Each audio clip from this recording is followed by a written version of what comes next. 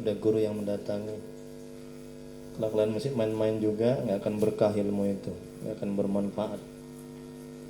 Karena sejatinya jangan ilmu yang mendatangi orang, tapi orang yang mendatangi ilmu.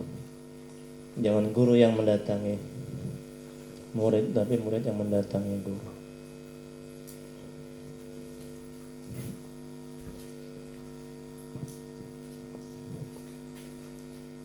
Ya, kita masuki ya kajian fikih ya. Bismillahirrahmanirrahim. Assalamualaikum warahmatullahi wabarakatuh. Kita bacakan dulu amal kitab ya. Kita hadiahkan untuk Nabi Muhammad SAW, keluarga dan sahabat-sahabatnya. Kemudian untuk Imam Syafi'i. Kemudian untuk pengarang buku ini ya, kitab ini, Kitab Fikih Islam Haji Sulaiman Rasyid ya. Ya. Dan untuk kaum muslimin dan muslimat pada umumnya, Al-Fatihah. Bismillahirrahmanirrahim. Alhamdulillahirrahmanirrahim. Ar-Rahmanirrahim. Maliki yaumiddin. Iyyaka na'budu wa iyyaka nasta'in. Ihdinas siratal mustaqim. Siratal ladzina an'amta 'alaihim ghairil maghdubi 'alaihim waladdallin. Jadi biar berkah ilmu itu kita kirim Al-Fatihah untuk yang mengarang kitab ini. Ya. Nah, jadi jangan kita lupakan. Dan kita hanya mengambil ilmunya saja, ya kan? Tapi pengarangnya Imam Syafi'i ini, yang nulis ini Haji Sulaiman Rasyid, yang menyusun ini, kitab ini mesti kita kirim sparring Al-Fatihah untuk mereka, ya. Ke mana?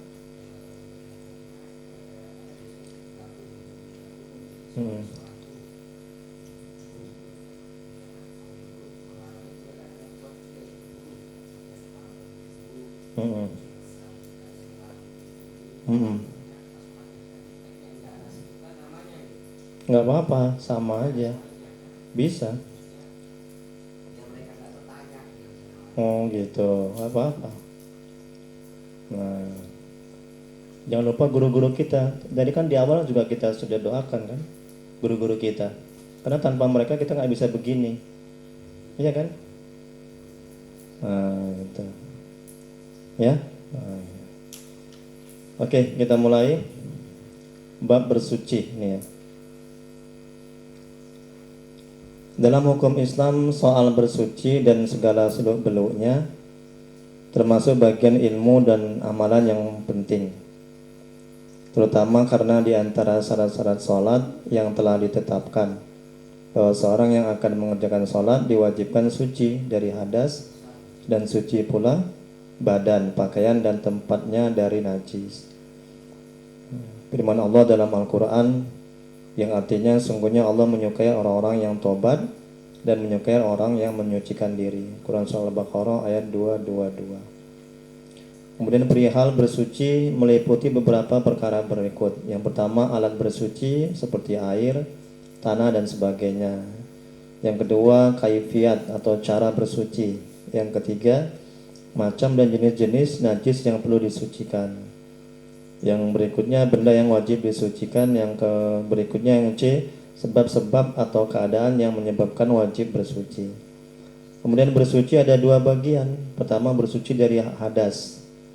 Nah, bagian ini khusus untuk badan, seperti mandi, berwudu, dan tayamum. Yang kedua, bersuci dari najis. Bagian ini berlaku pada badan, pakaian, dan tempat.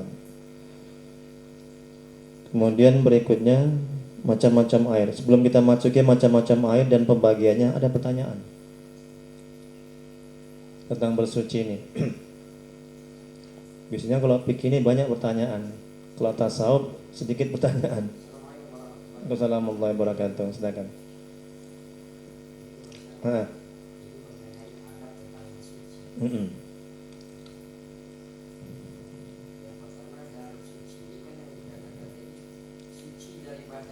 Ya.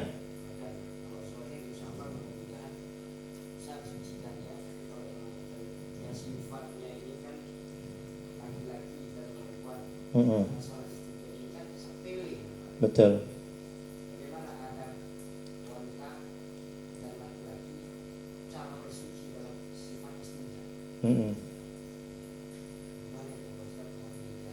Iya.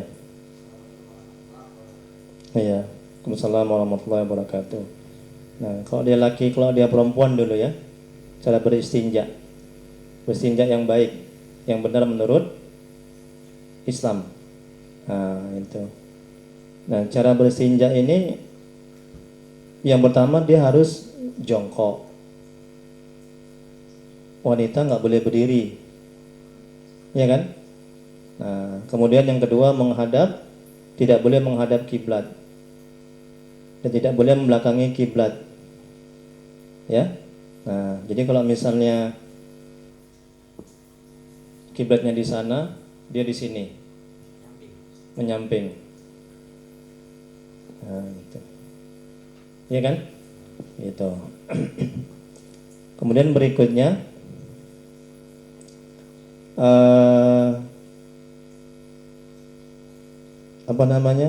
membasuh kemaluan dengan air. Ya, dengan air. Lebih dahulu kita kedutkan, tahu kedutkan? Kalau dia buang air kecil, mendam 3 kali. Supaya apa? Supaya dia bersih, air itu keluar. Itu yang perempuan. Kalau yang laki-laki itu kemaluannya itu kita urut, dari ujung kita urut 1, 2, 3. Sekalipun juga bisa, tapi mendahan itu 3 kali. Nah, supaya apa? Supaya betul-betul dia keluar air seni itu, dia tidak keluar lagi. Nah, kemudian kita siram kemaluan kita ambil air pakai tangan kanan. Nah, kalau perempuan dia digosok pakai tangan kiri. Nah, itu juga dengan buang air besar. Ya, ambil air gayung pakai tangan kanan, kemudian digosok pakai tangan kiri. Nah, nggak boleh, haram hukumnya. Menyebutkan lafaz Allah, ya. Kemudian Nabi juga, nama Nabi nggak boleh disebutkan. Lafaz Allah, nama Allah, baca Bismillah. Nah, kalau mau boleh juga di dalam hati itu boleh, di kamar mandi, ya, nggak boleh diucapkan. Nah, kemudian sebelum masuk kamar mandi, baca dulu doa. Doa jangan di dalam tapi di luar. Masuk kaki kanan kiri, keluar dengan kaki kanan, kaki kanan, masuk dengan kaki kiri, keluar dengan kaki kanan. Nah, doa masuk tahu kan? Oh ya.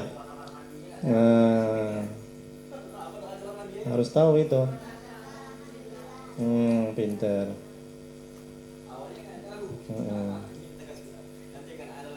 Ya. Itu tadi buang kecil, buang besar. Ya kan? Istinja itu kan. Kemudian mandi mesti tutup aurat. Itu adab. Auratnya perempuan tahu sampai mana? Iya, bukan pakai kain, sampai mana dari mana? Saya tanya perempuan. Enggak, kalau mandi, masa mandi ketutup semua pakai kain? Gimana? Gelap matanya. Enggak nampak apa yang digosok nanti.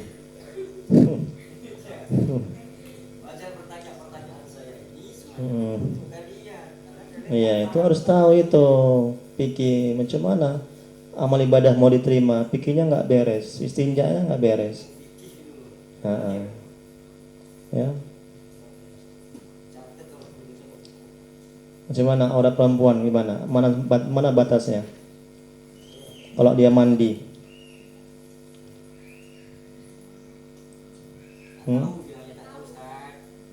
nggak tahu.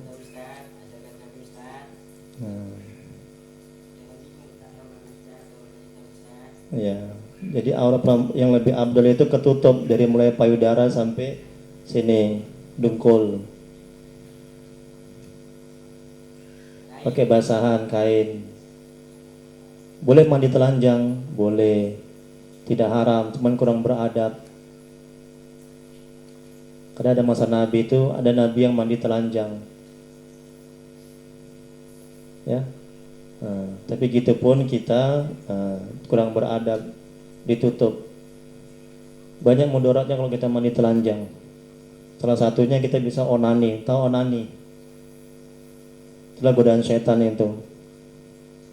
Onani itu mengeluarkan mani dengan melalui tangan kita. Nah, onani itu haram hukumnya. Paham ya? Itu salah satu mudaratnya, keburukannya kalau kita mandi telanjang. Lagi mandi berdua telanjang. Wah, haram hukumnya, saling membuka aurat, melihat aurat. Nah, bikinnya nggak boleh malu-malu, mesti terang-terangan.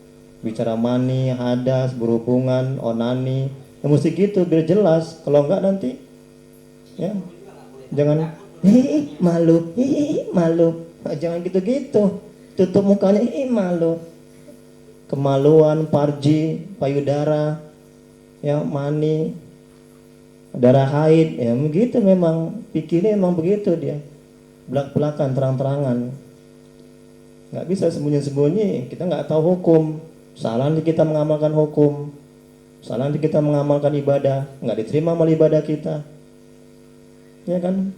Mandi berduaan sembarang aja, telanjang, tengok-tengokan, oh haram hukumnya. Aurat perempuan, aurat sama aurat itu ditengok itu.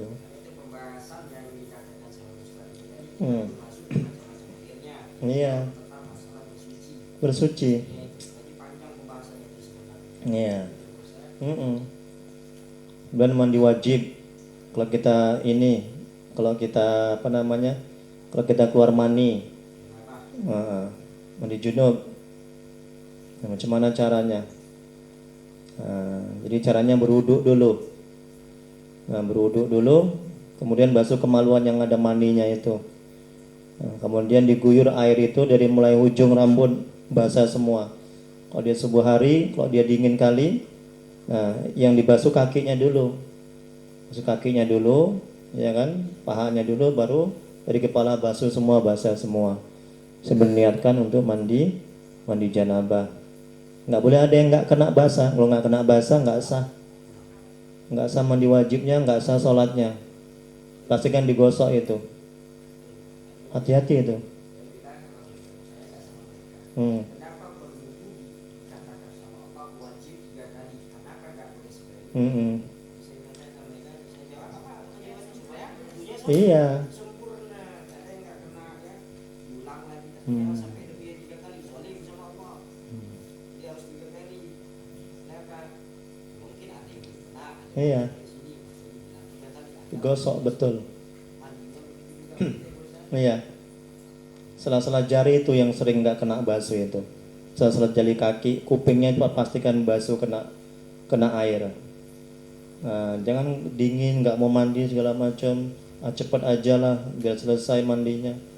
Nggak sah sholatmu, ya, karena mandi wajibmu nggak beres. Udah? Ada pertanyaan sampai di sini? Tadi istinja tadi ya, cara bersuci tadi ya. Nah itu. Ada lagi pertanyaan? Ini penting ini loh.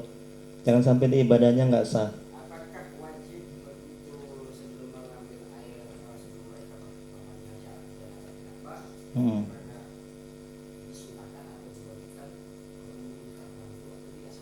Ya tadi saya bilang tadi sunnah hukumnya kita wudhu dulu sebelum mandi. Sunnah, bukan Nggak wajib. Sunnah. Nah. Bilang wajib ini soalnya ada perkara wajib atau sunnah. Saya jelaskan supaya kalian paham. Ini wajib apa sunnah? Jangan bertanya lagi. Jangan usah langsung apa hukumnya wajib atau sunnah. Ya. Nggak wudhu pun nggak apa-apa. Cuma Nabi Abdul kita kan mengikut Nabi kan. Sunnah hukumnya kita wudhu dulu. Nah, kemudian baru kita niat untuk mandi wajib dalam hati, jangan dilafazkan ya. Dan kita mandi ya. Dan haid mulai umur berapa itu kalau wanita? Mesti tahu kamu. 14-15 tuh umumnya itu. Nah, kewajiban sholat umur berapa wanita sama laki-laki?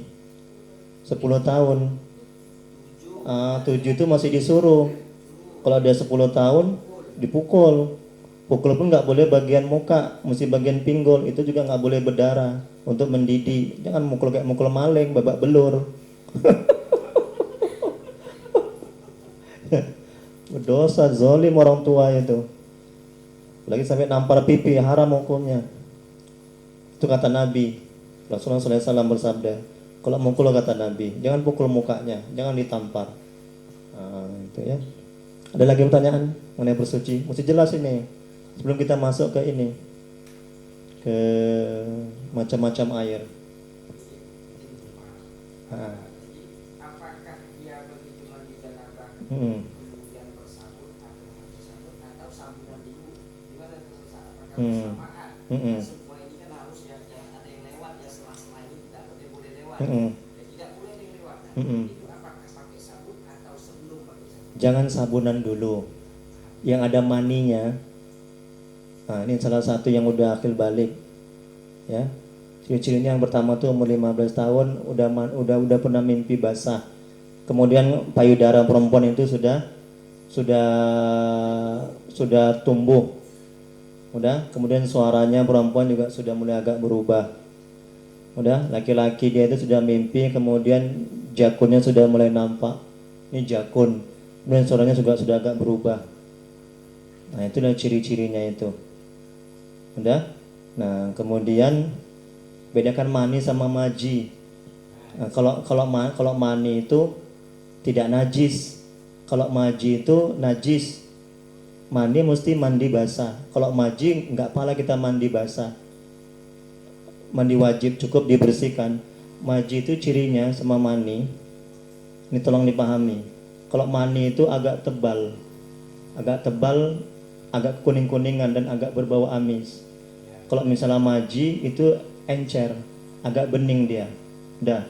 Berikutnya kalau maji itu keluarnya ketika kita naik nafsu syahwat. Maaf cakap nauzubillah film porno misalnya atau perempuan yang tidak menutup aurat, naik syahwat keluar street sedikit berupa cairan putih, nah itu maji. Nah, itu najis, kita bersihkan aja, nggak pala kita mandi. Kalau mani, kita bersetubuh dengan suami atau istri kita. Dari syahwat. Udah gitu, atau kita bermimpi di malam hari, tiba-tiba udah basah. Nah itu biasanya dia agak kuning-kuningan, agak tebal, dan kemudian dia agak bau amis. Nah itu mani. Nah, kalau mani mesti kita mandi wajib, dia tidak najis. Paham? Ada pertanyaan? Maksud saya terus tanyakan Iya. kalian yang perempuan masa saya bertanya. Laki-laki juga tanya. Nah, ada tanya. Kamu berapa umurmu, Dek? Kakak? Nah. Wah, udah lewat kali. Udah pernah mimpi? Keluar mani udah pernah? Jangan malu-malu. Jadi fikir jangan ada malu-malu. Hah? Fikir jangan ada malu-malu. Keluar mani udah pernah? Belum? Mungkin kamu nggak tahu mana mani, mana air kencing, mana maji. Terang-terangan ini ya. Iya. Betul-betul secara bersuci itu jangan nanti bingung ya. Karena kita belum masuk ke pembawaan masalah macam-macam air. Iya. Macam air belum lagi ada berapa pula. Iya. Pula jadinya air yang boleh dipakai. Iya. Tidak. Banyak ini nanti jadi bahas ini bersuci itu dari kalian. Iya. Satu lagi ciri-ciri akil balik sudah tumbuh bulu di kemaluan. Saya tanya Ustaz, kakak udah keluar mani? Pernah keluar? Belum pernah? Nah, kalaupun belum pernah keluar tapi umurnya sudah melewati 15 tahun, sudah dikategorikan akil balik. Nah itu. Karena dari tubuh kamu pun juga, payudara kamu pun juga sudah mulai tumbuh. Suara kamu pun juga sudah agak berubah, Ustaz lihat ini, Ustaz dengar. Nah, kalau kakak satu lagi udah pernah keluar mani? Mimpi? Basah belum pernah. Nah, tapi kemaluan kan sudah tumbuh bulu kan? Nah, ini payudara juga sudah mulai apa? Kamu berapa umur kamu? Kakak 16. Nah, sudah lewat dari akil balik. 15 tahun itu batasnya. Nah, sudah satu lagi, hampir Ustaz lupa. Sudah menstruasi. Ya, Habib Alwi, ingat ya? Sudah menstruasi. Hah? Iya, tadi saya tanya, kenapa di sini? Mamnu Ustaz, la ilaha illallah. Jangan di masjid, di sini aja nunggu. Rupanya kena nenek mau nengok masjid katanya. Ya udah Ustaz maafkan. Mamnu. Nggak perlu malu-malu ya Mamnu. Mereka pak, saya kasih bahasa air alam kasar. Oh gitu. Heeh. Ya nggak apa-apa, mamnu ya. Bahasa lembut. Nah, haid berapa? Berapa hari darah haid? Harus tahu ini. Heeh. Pinter. Lebih dari 15 hari darah apa namanya? Ayo. Ayo. Assalam. Pak ya kali nyebutkan. Ya Allah, nggak tahu. Astagfirullahaladzim. Coba. Ini namanya nggak tahu itu. Nggak mau Ustaz ngasih tahu. Ustaz sekarang sombong. Rasain lo. Nggak diterima nanti badan lo. Nah. Kalau udah periksa sama ilmu, pening. Tanya, saya kurang tahu Ustaz. Apa itu Ustaz? Mohon maaf Ustaz, ada salah begitu. Ada. Iya, diam aja pula itu, nggak mau ngasih tahu. Diam aja pula itu. Oke, sekarang kan dia bertanya kan. Kasih tahu Ustaz, sekarang Ustaz tahu, beritahu. Namanya darah istihadah. Sombong kan, gitulah manusia itu. Bukannya alhamdulillah, terima kasih Ustaz. Ini enggak, kan itu dia kan. Aku tadi mau bilang gitu tadi. Itu namanya sombong. Ya. Jadi kalau lebih dari 15 hari namanya darah istihadah, darah penyakit, tetap aja sholat. Tapi ingat ini penting. Tapi ingat ini penting. Udah, sholatnya ketika masuk ajan. Ketika masuk ajan. Sebelum masuk ajan nggak boleh. Belum waktunya. Ini penting ya, ini ilmu. Sebelum ketika ajan dibersihkan kemaluan, pakai pampers. Baru berwudu. Satu wudu, perhatikan. Satu wudu, satu pampers. Mau sholat lagi, udah cabut itu pampers, bersihkan, udah bersihkan, pakai pampers lagi yang baru, wudu lagi, baru sholat lagi. Jadi ingat, satu kali wudu untuk satu sholat. Ini darah penyakit. Dan yang kedua, perhatikan, yang kedua, kamu harus berusaha ikhtiar obat itu, sakit itu. Jangan kamu terus biarkan begitu mengalir. Harus ada ikhtiar. Jangan mentang-mentang kan ada keringanan, darah istihadah, pakai pampers aja. Udahlah, nggak mengobati lah, biar begitu aja lah. Oh, nggak boleh.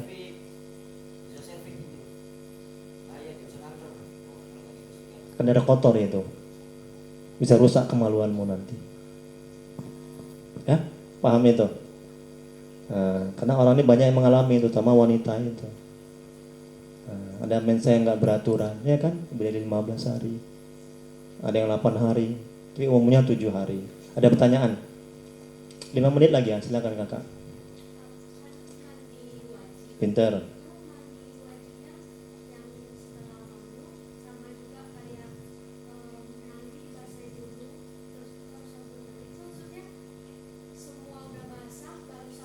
Pinter. Pastikan ada yang terkena air. Pastikan jangan sampai ada yang nggak kena air. Sela-sela ini digosok kuping itu, dalamnya itu.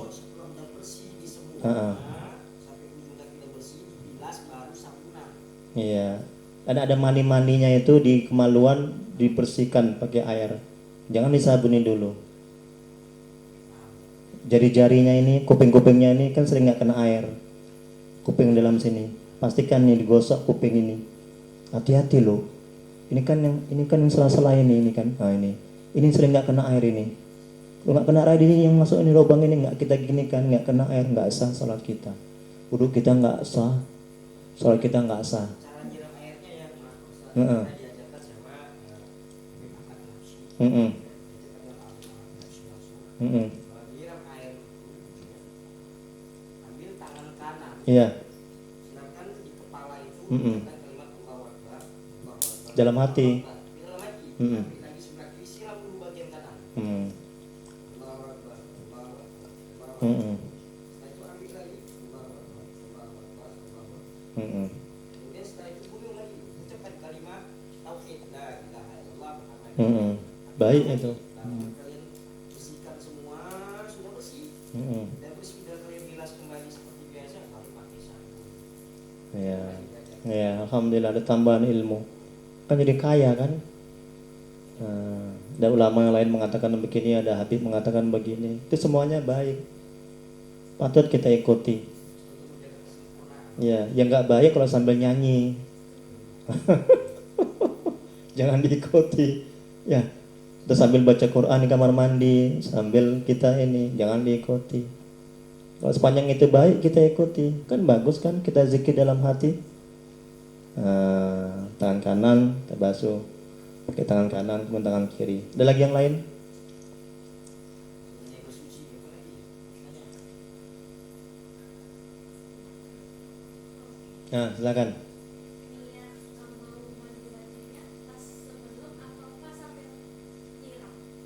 Ya ketika mau nyiram lah. Ada sebelum juga bisa. Ada yang sebelum melakukan mandi itu kita niatkan dalam hati. Kalau nggak bisa pakai bahasa Indonesia aja, sengaja aku niat mandi wajib karena Allah Ta'ala. Terus sengaja aku niat mandi untuk mengangkat hadas besar. Hadas besar itu kan? Ya kan? Diajarkan ya, sama diajarkan sama Hmm. dia mengajarkan niatku mandi janabah Nah. dengan tujuan membersihkan diriku dari hadas besar dan hadas kecil Ya. wajib karena Allah dan diriku Bagus juga itu. sengaja menyengaja itu sifatnya sengaja Iya. mengajarkan menyegerakan sengaja mandi hadas besar untuk mensucikan diriku dari hadas besar dan hadas kecil wajib karena Allah Ta'ala. Iya. Iya, alhamdulillah. Tambahan ilmu. Ya. Nah, kalau sudah hadas besar, pasti juga ikut hadas kecil. Kalau kita niat hanya hadas kecil aja, hadas besar nggak terikut kan? Gitu. Ada lagi yang lain? Dah, udah jam 9 pas. Sampai sini dulu lah ya. Nanti minggu depan macam-macam air. Iya.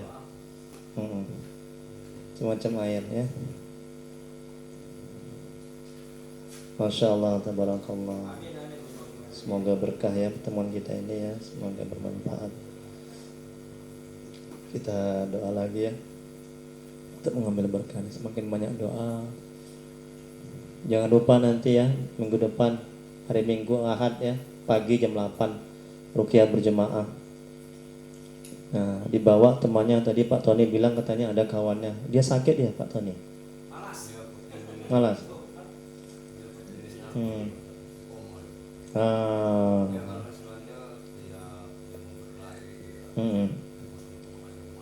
Oh, cocok di ruqyah itu. Bawa kemari.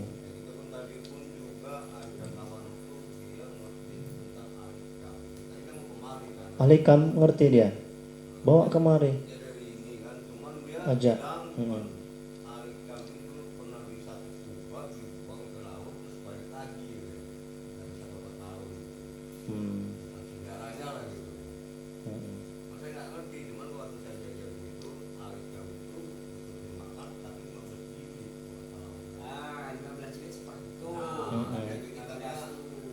Iya.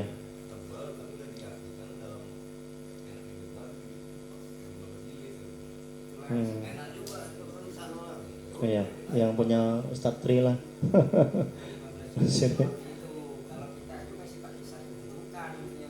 Iya. Makanya banyak, karena rujukannya banyak. Iya.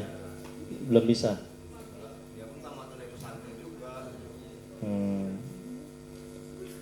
Ya, jadi hari Minggu, hari Ahad ya, jam 8 ya. Diajak kawan-kawannya. Nah itu. Si kakak juga nih, keluarga kakak. Kakak siapa nih? Kakak. Keluarganya tuh saudaranya ajak kemari ruqyah.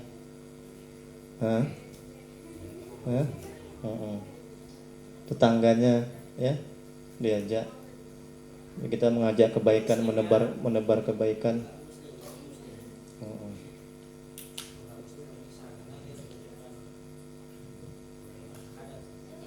Ya, nggak apa-apa Habib Alwi. Murid saya tuh, mahasiswi saya tuh orang Kristen. Dia kemasukan jin, menggelepar dia Habib. Menggelepar. Ada videonya saya masukkan di YouTube. Dia orang Karo atau apa itu Kristen. Dia minta tolong diruqyah. Saya ruqyah, alhamdulillah sembuh. Hmm. Mm-mm. Mm-mm.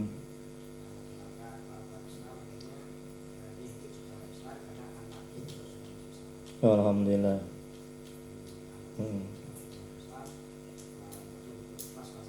Mm-mm.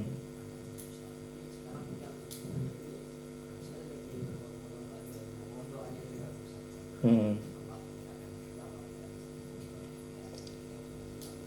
Mm-mm. Iya.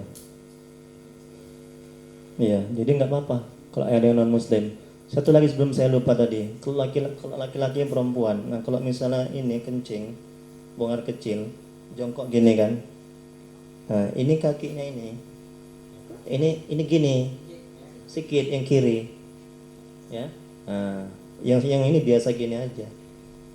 Nah, laki-laki perempuan, kayak mana coba? Nah, nah coba, laki-laki itu, hmm.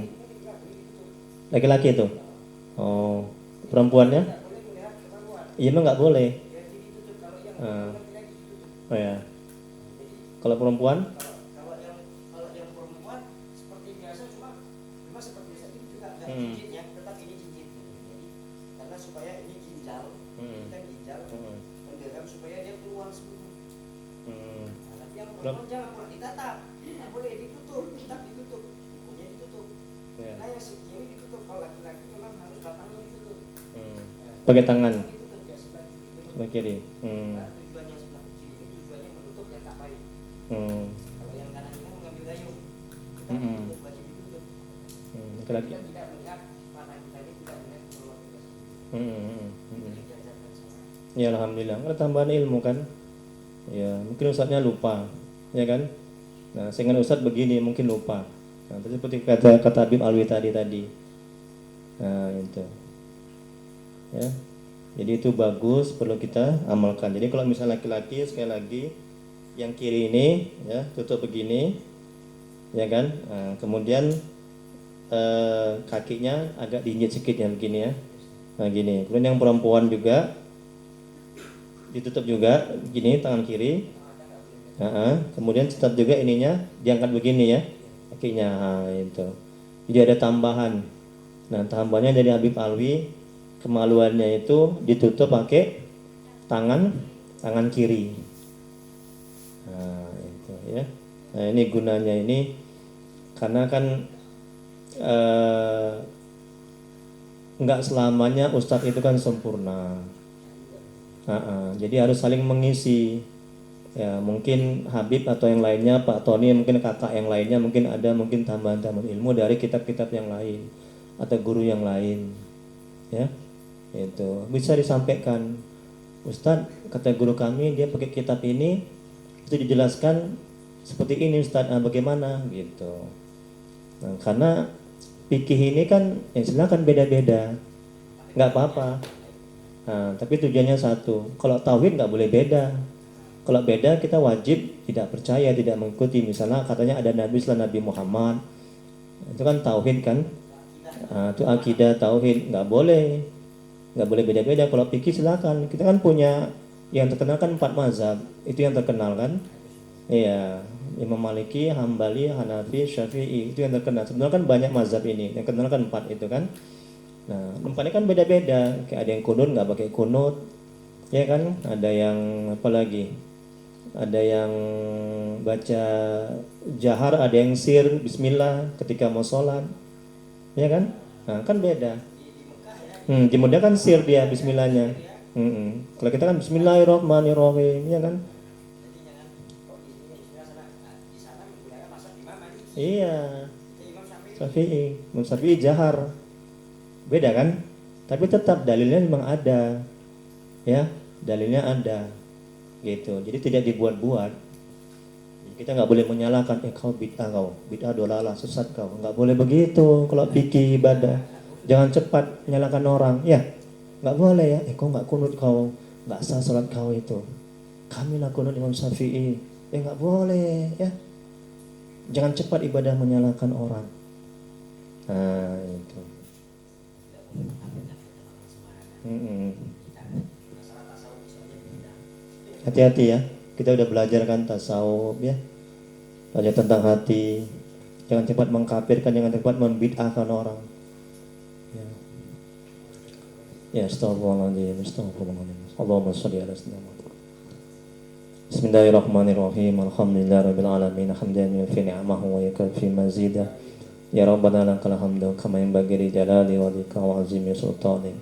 Allahumma sholli ala sayyidina Muhammad wa ala ali sayyidina Muhammad. Ya Allah ya Rahman ya Rahim. Dengan keberkahan dan kemuliaan Nabi Muhammad SAW, keluarga dan sahabat-sahabatnya, dengan keberkahan dan kemuliaan Syekh Abdul Qadir Al-Jailani. Ampuni ya Allah dosa kedua orang tua kami. Ampuni ya Allah sebusuk apapun masa lalu mereka. Terima amal ibadah mereka, terima tobat mereka, kasihanlah mereka ya Allah. Ya Allah, ampuni dosa orang tua kami yang telah mendahului kami ya Rabb. Jauhkan mereka dari siksa kuburmu. Jadikan kuburan mereka taman-taman surgamu. Tempatkan mereka di surgamu sebaik-baik surga ya Allah. Ya Allah, ampuni dosa-dosa kami. Ampuni sebesar apapun masa lalu kami. Terima amal ibadah kami, terima tobat kami, kasihanlah kami ya Allah. Ya Allah, murahkan rezeki kami dan berkahi. Mudahkan urusan kami dan berkahi. Panjangkan umur kami dan berkahi ya Allah. Ya Allah, jadikan rumah tangga kami rumah tangga yang sakinah mawaddah warahmah. Jadikan anak-anak kami anak yang soleh dan soleha ya Allah. Ya Allah, jauhkan kami dari musibah dan bala bencana. Jauhkan kami dari perbuatan syaitan, jin dan orang-orang yang berniat jahat kepada kami ya Rabb. Ya Allah, mohon ya Allah, tuntun hati kami agar bisa istiqomah di jalan-Mu ya Rabb. Mudahkan kami untuk bisa taat kepadamu. Kuatkan iman kami untuk tidak buat maksiat kepadamu ya Rabb. Rabbana atina fid dunya hasanah fil akhirati hasanah wa qina azabannar. Wa sallallahu ala sayyidina Muhammad wa ala alihi washabihi wasallam. Subhana rabbika rabbil izzati amma yasifun. Wa salamun alal mursalin walhamdulillahi rabbil alamin. Allahumma shalli ala sayyidina Muhammad. Taqabbalallahu minkum. Assalamualaikum warahmatullahi wabarakatuh.